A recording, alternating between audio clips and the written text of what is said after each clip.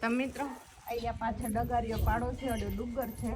એ તમને અહીંથી બતાવી દઉં કેમ કે આ વખતે આપણે જવાનો ટાઈમ મળશે નહીં અને કોઈ ગોધમપુર આવ્યા હોય અને એ ડુંગરિયા પાણે નગારિયા પાણે અને એ પથ્થરે રાજા રાણીની ખુરચી બધું પથ્થરનું છે એ બધું પહેલાં સોનાનું હતું પણ જ્યારે 12 વર્ષ લૂંટવા આવ્યા ને ત્યારે એ લઈ અને અહીંયાથી ત્યાં પહોંચ્યા ને ત્યાં એ બધું પથ્થર થઈ ગયું છે એટલે અહીંથી તમને જેવું તેવું દેખાશે શાયદ કેમ કે રાયડું થઈ ગઈ છે એટલે દેખાશે દઈ તમને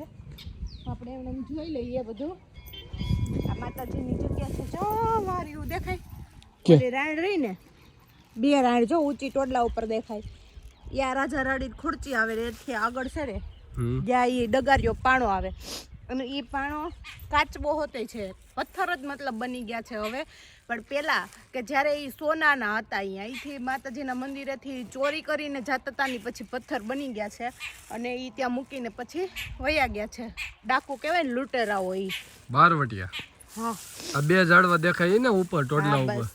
એ નગરિયા પાણા દે ખુરચી છે એનાથી આગળ આમ નગારિયા પાણ આવે અને એ નગારિયો પાણો છે ને એવી રીતે પડ્યો છે કે એની નીચેથી તમે નીકળો ને તમે પાપ કર્યા હોય તો ન નીકળી શકો ને પુણ્ય કર્યા હોય તો ત્યાંથી નીકળી શકો ને પાપ કર્યા હોય ને તો તમે એની નીચેથી થોડા ઘણા આપણે પાપ કર્યા જોઈએ એટલે કે આપણા જાણતા અજાણતા થઈ ગયા હોય ને પાપ પણ ત્યાંથી નીકળો ને એટલે નાશ થઈ જાય છે એવો ચમત્કારી પથ્થર છે એ અહીંથી દેખાય નગરિયો પાણો ત્યાંથી કાયદો દેખાય ત્યાં બધે જંગલ જ છે વયાવા પછી ક્યાંય નથી દેખાતું બધે જંગલ અહીંયા જો માતાજીની બાવજ ગજરી ધજા છે છે દાડું એવું અમારું ગામ અને મોટું એવું માતાજીનું મંદિર નાનું એવું ગામ દેખાય છે અહીંથી આખું ગામ દેખાય અહીંથી પણ એક રસ્તો હતો જંગલમાંથી પણ હવે સિંહ ને દીપડાના ભયના કારણે કોઈ ત્યાંથી આવતું જતું નથી તો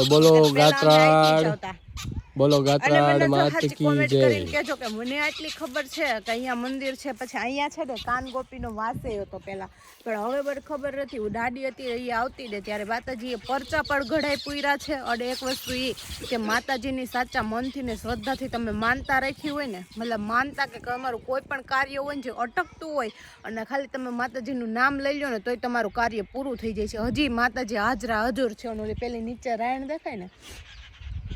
એમાં હજી માતાજીનો વાસ છે અને આ ઉનાળાની સિઝનમાં ટૂંકમાં રાયણું આવે ચૈત્ર વૈશાખે ત્યારે એ રાયણમાં બધાથી પહેલાં રાયણ આવશે બધાની છેલ્લે જાહે રાયણનું ફળ આવે ને એ અને એ તમે ઘરે લઈ જાઓ ને તો એમાં છે ને ઈયળ પડી જાય છે મતલબ પ્રસાદીની છે એટલે અહીંયા ને અહીંયા ખાવાની એમ એટલે એમ ખાવા માટે પ્રસાદી માટે લઈ જાવ તો નથી પડતી પણ મતલબ વેચવા માટે લઈ જાવ ને તો એમાં ઈયળ પડી જાય છે એટલો બોલો ગાત્રાડ માત કી જય